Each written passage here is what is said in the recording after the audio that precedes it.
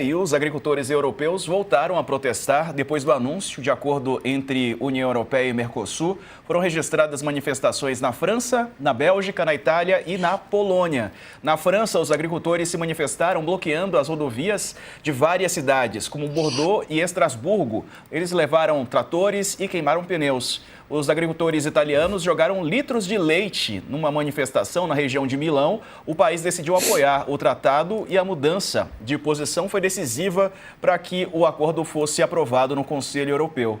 Cerca de 1.000 agricultores poloneses ocuparam as ruas da Varsóvia. Alguns chegaram em tratores, inclusive, para contestar um acordo que eles consideram competição injusta no bloco. Segundo a apuração da Folha de São Paulo, Polônia, França, Irlanda, Áustria, Hungria, esses países votaram contra a medida, mas a maioria dos 27 membros da União Europeia votou a favor, aprovou a mudança. Professor Alexandre Coelho, mais uma vez, boa tarde para o senhor. Bom, e aí, essas alterações, né? E finalmente o acordo União Europeia-Mercosul aprovado ainda demanda, né? O Parlamento Europeu tem que decidir também, mas já é um passo importante que foi dado hoje. Boa tarde. Boa tarde, meu caro. Boa tarde, Gabriela. Perdão, Daniela. Me desculpa, Daniela.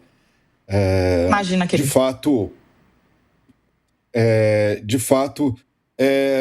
esse acordo é bem interessante, é importante não só para o Mercosul, para o Brasil, na medida em que abre novas possibilidades de diversificação das exportações da pauta brasileira, né, das commodities brasileiras, mas também para a indústria brasileira, né? Nós estamos entrando numa fase de renovação do nosso parque industrial e é interessante que nós tenhamos um acordo com tarifas já pré-estabelecidas, tarifas menores, para importar, inclusive, máquinas que possam ajudar aí na reconfiguração do nosso parque industrial.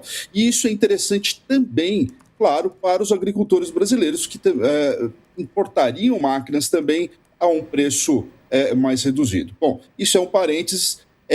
Com relação à União Europeia, concordo 100% com a Daniela, na medida em que Trump, de fato, ajudou muito. Eu lembro no ano passado, quando Trump ameaça com as tarifas contra a União Europeia, ele ainda não tinha nem aplicado ainda as tarifas, não tinha saído nenhum tipo de acordo com a União Europeia, Estados Unidos e União Europeia, e Trump ameaça ali a União Europeia não só na questão comercial, mas inclusive não dá segurança nenhuma no que se refere ao acordo transatlântico, a aliança transatlântica envolvendo a OTAN. Portanto, e naquela época, Olaf Scholz ainda disse: precisamos fechar o acordo de comércio com o Mercosul para ontem. Ou seja, eles perceberam que já tinham perdido os Estados Unidos como aliado. E isso ficou muito claro no decorrer de 2025. A partir daí, a União Europeia como um todo, principalmente, pelo menos a maioria dos países, entenderam que fechar um acordo com o Mercosul seria muito vantajoso para a União Europeia, seria uma das saídas que a União Europeia teria no que se refere à diversificação de mercados. Afinal, ela está hoje sobre a pressão de Putin do ponto de vista militar, comercial, industrial, que vem da China, né? A China hoje ela é praticamente a indústria europeia, porque ela está despejando diversos produtos na União Europeia, principalmente veículos, e isso está começando a prejudicar, inclusive, a indústria europeia, né? Então, de fato, houve aí uma mãozinha do Trump e para o Brasil, pelo menos até o momento, tem sido positivo, né? Certo. E os presidentes do Brasil e da Espanha conversaram hoje por telefone. O Itamaraty soltou uma nota agora à tarde, informando que o presidente Luiz Inácio Lula da Silva recebeu, na manhã desta sexta-feira, 9 de janeiro, o telefonema do presidente do governo da Espanha, Pedro Sánchez. Os dois líderes saudaram a aprovação do acordo Mercosul-União Europeia pelo Conselho Europeu.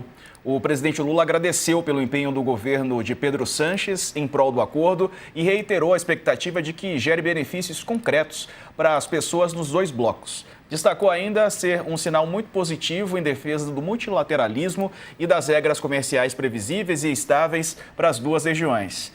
Sobre a situação na Venezuela, ambos ressaltaram a importância da declaração conjunta que divulgaram com Chile, Colômbia, México e Uruguai, que rejeita a divisão do mundo em zonas de influências e o uso da força nas relações internacionais sem amparo na Carta da ONU. Também saudaram o anúncio da liberação de presos venezuelanos e estrangeiros, dentre eles 4 espanhóis, feito ontem em Caracas pelo presidente da Assembleia Nacional da Venezuela. O presidente Lula confirmou o envio hoje de 40 toneladas de insumos e medicamentos, isso tudo para hemodiálise, para restabelecer os estoques do centro de distribuição que foi atingido pelos bombardeios norte-americanos no dia 3 de janeiro. Lula e Sanches concordaram ainda sobre a importância de organizar nos próximos 6 meses, na Espanha, uma nova edição do Foro em Defesa da Democracia, combatendo os extremismos, dando sequência às reuniões de Santiago e de Nova York. Bom, Dani, e esse telefonema, né, esse contato entre o presidente Lula e o Pedro Sanches? Falei disso aqui ontem, lembra, Sarza, que havia uma expectativa de falar tanto com o Macron como com o Pedro Sanches, o espanhol, né? Lula fez outras conversas ainda na noite de ontem, o Palácio do Planalto confirmou formalmente, né?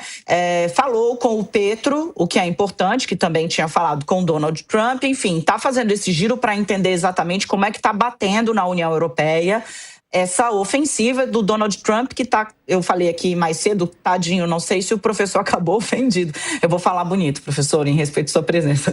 Não, falei aqui que o Trump tá bom de domingão sem freio, né? Tá incontrolável. Hoje ele já, só hoje, tá, gente? Ele já ameaçou o México, a gente vai falar disso daqui a pouquinho. Não se deu ao trabalho nem de mudar a narrativa, mas disse que o país está sendo comandado em parceria com cartéis, ou seja, acusou a Cláudia Sheinbaum, recém-eleita, né, presidente mexicano, de ter uma parceria com cartéis, a mesma história que foi dita lá atrás para o Nicolás Maduro e depois para Gustavo Petro. Ele também, a gente viu hoje uma proposta de pagar aos moradores da... gente, eu tô com Dinamarca na cabeça, mas não é. Groenlândia também não. Me ajuda, querido? A área que ele quer anexar a todo custo... O professor vai saber de cabeça, porque a minha... Não é Groenlândia? Não. É a Groenlândia mesmo, não é? É a Groenlândia, perfeito. Pagar aos ele disse que vai pagar 10 mil reais. 10 mil dólares. Não, dólares. Para eles toparem a anexação, a venda do território. Então, assim, de fato, esse giro que o Lula está fazendo, essas conversas, estão de novo acontecendo na esteira de Trump. Tem uma coisa que eu acho interessante, né?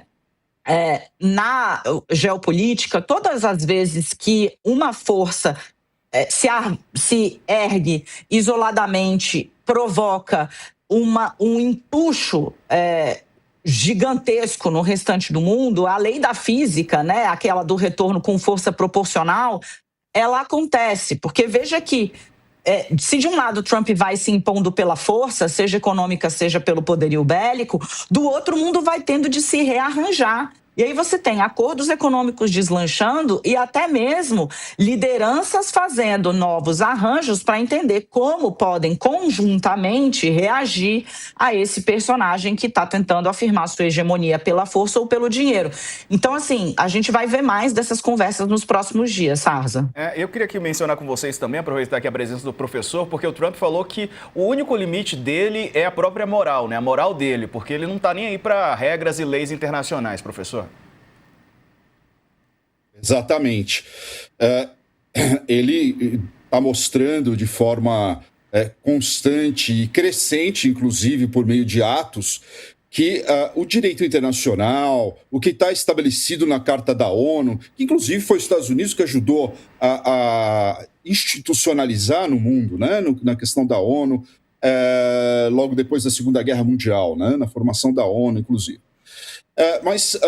para ele, e de acordo com, enfim, a nova era, né, que a gente está passando aqui, estaríamos transitando, né, que seria a chamada lei do mais forte, que eu acho que vocês já devem ter ouvido falar várias vezes, mas para Donald Trump é isso. O direito internacional, não cabe. Os Estados Unidos, na verdade, nunca foi muito de assinar tratados internacionais, né? Veja a questão do Tribunal Penal Internacional. Os Estados Unidos não faz parte, né? Mas, enfim, o fato é que se depender da moral de Donald Trump, esse mundo realmente vai ficar bem complicado, porque nós não estamos falando de um país qualquer do ponto de vista militar. E esse é que é o ponto, né? Nós estamos falando na maior potência militar do mundo. Nem a China, que é a segunda maior potência, aí, tanto econômica, mas também militar, alcança ou tem o mesmo percentagem de investimento em relação ao PIB que os Estados Unidos têm e que pretende aumentar, inclusive, em 2027. Então, a preocupação do mundo hoje, da União Europeia e da América Latina como um todo, né, depois dessas ações, é de que, de fato, os Estados Unidos comecem a procurar, por exemplo, o que ele precisa. Precisamos de minerais críticos? Vamos atrás da Groenlândia. Precisamos de acesso ao Ártico? Vamos na Groenlândia. Precisamos de lítio? Bom, então vamos procurar no Chile, né? Porque essa questão do narcotráfico, a Venezuela deixou muito claro, né? Não era o narcotráfico aí. Petróleo e também minerais críticos também, a gente não pode esquecer. Estados Unidos é o maior exportador de petróleo hoje? Sim, é. No entanto, ele quer garantir não só o futuro, mas também, de certa forma, e por tabela, né? E é isso, eu faço análise sem juízo de valor, é um cheque, não chega a ser um checkmate, mas é um movimento de peças contra a China, contra a Rússia e, por tabela, contra a Cuba e outros países ali que não estão alinhados aos interesses americanos, né? Pois é, Trump anunciou na Truth Social, a rede social dele, que vai se encontrar com o presidente da Colômbia, Gustavo Petro, em fevereiro. Mais cedo, ele disse, o Petro, que temia ser capturado pelos Estados Unidos depois da deposição de Nicolás Maduro da Venezuela. As declarações foram dadas numa entrevista ao El País. Petro contou que Donald Trump assumiu em uma ligação entre os dois que estava pensando em fazer coisas ruins na Colômbia. Apesar disso, o diálogo teria amenizado o clima de tensão entre as duas nações. Dani, um encontro presencial entre o Petro e o Trump, né? Seguindo um pouco do... Me parece que ele tem um modus operandi, para usar um termo policial, né? Bastante claro, né? De primeiro ir para cima, aí depois tenta se encontrar e parece que chega a um acordo que, na verdade, ele ganha bastante nisso, né? O método de negociação dele. Não sei nem se é método de negociação e nem sei se ele ganha efetivamente, mas o fato é que ele quer parecer que ganha sempre, né? Que, na verdade, foi ele quem deu a saída para um problema que ele mesmo criou, veja como é impressionante.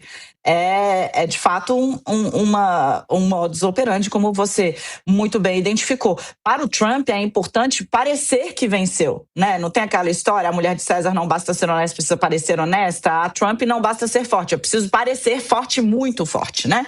É praticamente um homem de ferro, aí, digamos assim. É o que ele gosta, né? De transparecer, essa ideia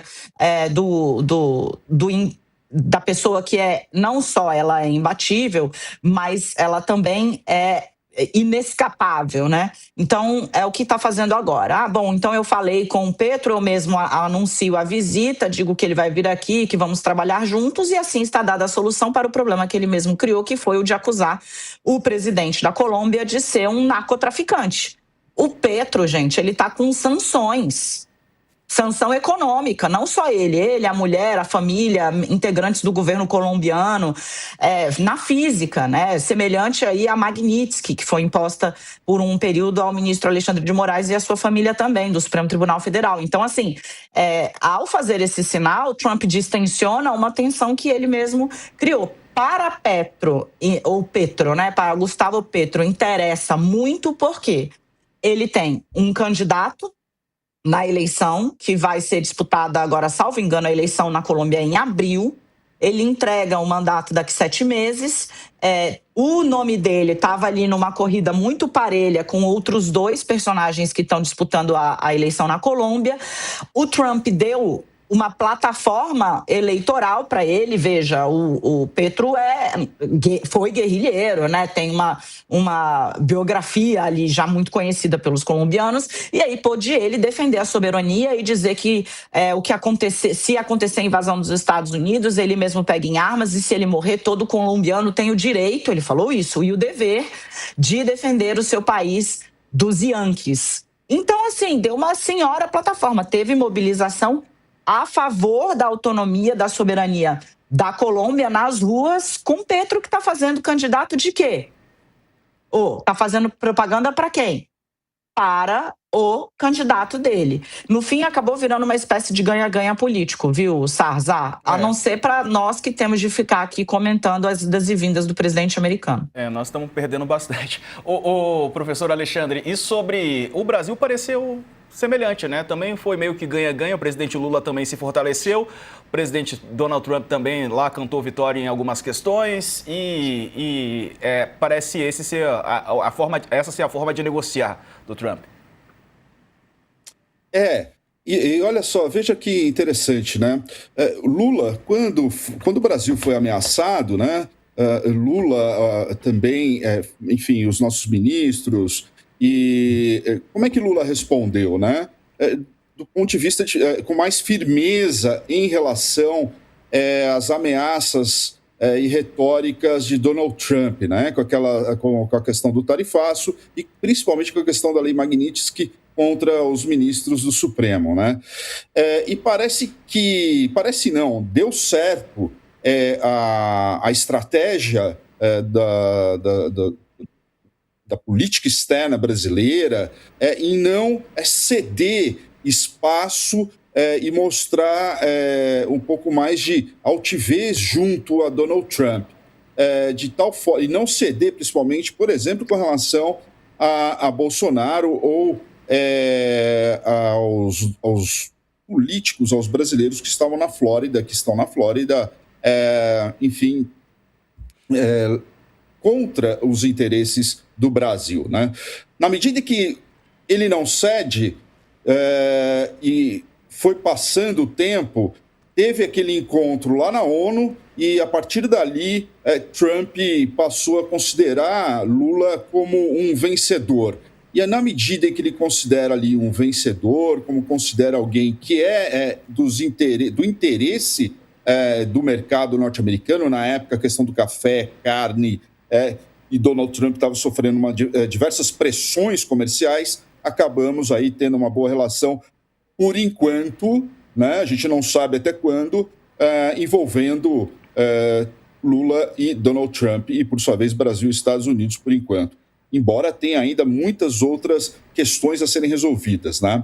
Alexandre, eu ia te perguntar se você vê... Perdão, peço eu. Eu ia te perguntar sobre semelhanças ou diferenças, depois você pode completar, mas já colocando um adendo aqui, com presidentes anteriores dos Estados Unidos, né?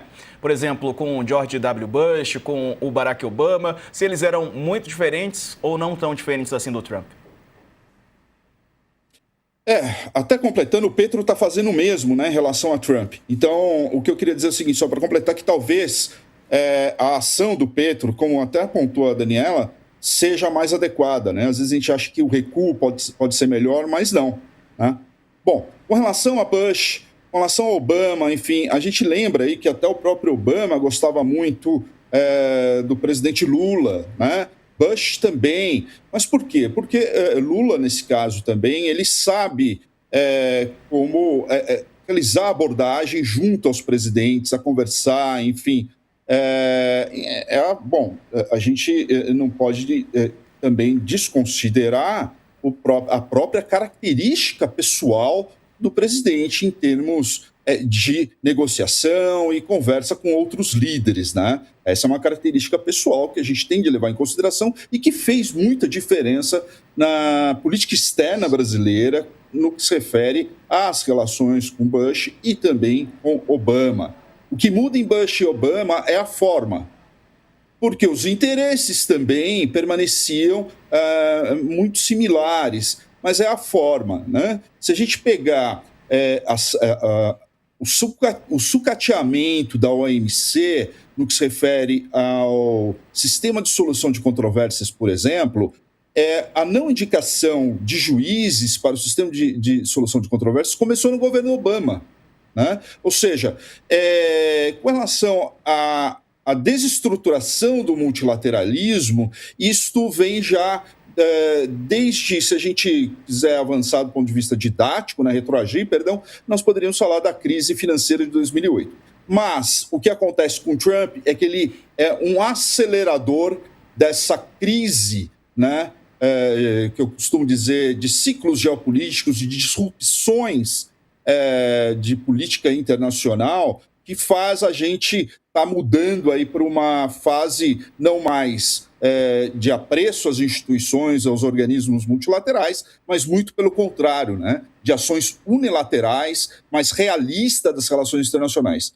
E aí tem um ponto, né, o que Lula pode levar até em consideração com esse acordo Mercosul e União Europeia é de que o multilateralismo ainda sobrevive, né, e que esse acordo Mercosul e União Europeia, que é um acordo multilateral e não bilateral, pode ser importante do ponto de vista, inclusive, geopolítico, no que se refere à China, Estados Unidos e Mercosul. O presidente dos Estados Unidos, o Trump, disse hoje ter cancelado uma segunda onda de ataques contra a Venezuela, onde familiares de presos políticos aguardam a liberação desses detentos. O governo Trump mantém a pressão no Caribe, onde apreendeu um quinto navio petroleiro carregado com petróleo da Venezuela e que tentava escapar das forças norte-americanas, segundo a Secretaria de Segurança Nacional. Bom, Dani, o presidente dos Estados Unidos, então, disse hoje que ataques por terra também no México, isso eu vou falar daqui a pouquinho, mas vamos começar sobre a Venezuela, então, essa segunda onda. A gente nunca saberá, né, Dani, se aconteceria de fato ou não, mas é o que ele disse. Vamos por partes. O Trump disse já no primeiro dia, logo após a captura de Nicolás Maduro, que sim, tinha já um plano montado para uma segunda incursão na Venezuela, mas ele achava já naquela ocasião, dado o êxito da operação, e de fato não tem como dizer que não foi uma operação muito bem executada, do ponto de vista de qual era o objetivo dela, né? Do ponto de vista do direito internacional, a gente já falou aqui algumas vezes que não existe um especialista no assunto que trate como legal a ação dos Estados Unidos. Dito isso, no que diz respeito à efetividade do objetivo, ela foi cumprida com 200% de êxito. Os Estados Unidos entraram com mais de 150 helicópteros e saíram com todos os 150 helicópteros intactos. O sistema de bateria antiaérea da Venezuela não apitou uma só vez. O Nicolás Maduro, Diego Sarza, estava dormindo cada dia num canto do país. O que só reforça, isso de novo é informação que eu tive de gente que está falando com as autoridades venezuelanas diretamente, tá? Reforça muito a percepção de que houve traição, não de gente que estava distante, mas de alguém que estava muito próximo e que tinha conhecimento dos planos de segurança mais específicos, que é onde o presidente vai dormir. Nicolás Maduro foi abordado às 2h da manhã, às 2h01, numa ação que deixou mais de 30 soldados cubanos que estavam ali cumprindo a tarefa de tentar defender o ditador venezuelano, mortos, né? E Nicolás Maduro e a Cília Flores, a mulher dele, foram embora na embarcação dos americanos. Então, assim, lá atrás ele já havia dito que tinha um plano e que a eficácia foi tão grande que ele achava que talvez não precisasse abordar uma segunda operação na Venezuela. Com isso, ele tranquiliza uma das maiores preocupações da atual presidente, que era a vice, a Delcy Rodrigues, né? Que é de fomentar nervosismo e caos social diante de uma incursão por terra dos americanos, ou de uma nova ação dos Estados Unidos, o que faria, por óbvio, né, elevaria os ânimos, e aí essa atitude contribucionista, digamos assim, que ela está tendo, poderia passar a ser alvo de ainda mais questionamento. De certa forma, o que ele faz na prática, ao comunicar que está cancelada uma segunda incursão na Venezuela, é dizer para Delcy Rodrigues, vai tocando o barco aí do jeito que você está fazendo, que continuando assim, fica tranquila, você pode continuar no posto, já que ele deixou muito claro isso ontem, que quem vai dizer quando e se vai ter eleição na Venezuela é ele mesmo. Pois é, enquanto cancela essa segunda onda na Venezuela, professor, ele disse hoje que pode haver ataques no México, podem haver ataques no México, né? Ele disse que contra cartéis de drogas que estão cada vez mais próximos, esses ataques, e a gente tem acompanhado, né? Então ele mais uma vez ameaça o México, aí a gente está vendo a presidente mexicana, que é totalmente contra, ela defende a soberania do país, mas o Trump aponta, digamos assim, as armas dos Estados Unidos para o México também, com o mesmo discurso de guerra às drogas. Pois é, eu costumo tentar entender o que está por trás, sempre quando ele fala de narcotráfico, questões de drogas, não há dúvida de que tem ali problemas envolvendo fentanil, exportação desse produto do México para os Estados Unidos. Mas eu sempre quero tentar entender no que se refere ao quanto isso envolve, por exemplo, a China, né? Na medida em que Trump diz que quer, inclusive, realizar incursões militares dentro do território mexicano, enfim, realizar operações similares, inclusive, ao que fez na Venezuela, né? Capturando ali com carta branca, digamos assim, para capturar a gente não sabe quem necessariamente, o que acontece, né? Na medida em que os Estados Unidos cada vez mais interfere e entra e mexe na política mexicana, impacta na política mexicana, com certeza impacta também nos interesses chineses, porque hoje o México é uma grande plataforma de exportação de carros elétricos e de outros produtos para os Estados Unidos, né? Na medida em que os Estados Unidos e as empresas americanas começam a deixar a China ou os Estados Unidos aumenta as suas pressões do ponto de vista tarifário contra a China, diversas empresas chinesas passam a fabricar os mesmos produtos no México. E, a partir daí, o México se torna uma grande plataforma de exportação de empresas chinesas. Né? Então, o que eu acho que Trump também está fazendo é um cerco geoeconômico, né? Porque aqui os instrumentos geoeconômico e geopolítico, porque associa instrumentos militares com instrumentos econômicos contra a China também, né? Assim como é o caso da Venezuela, né? Que é um grande exportador de petróleo para a China. Embora a China contribua dentro do total de importações de petróleo chinesas, de petróleo por parte da China, isso seja em torno de 5% ou 4%, mesmo assim, Trump consegue prejudicar o papel da China aqui na América, né? Isso acaba refletindo, inclusive, o documento de estratégia de segurança apresentado pelos Estados Unidos no final do ano passado, né? Certo. Professor Alexandre Coelho, obrigado pela participação conosco, professor. Um abraço e bom fim de semana.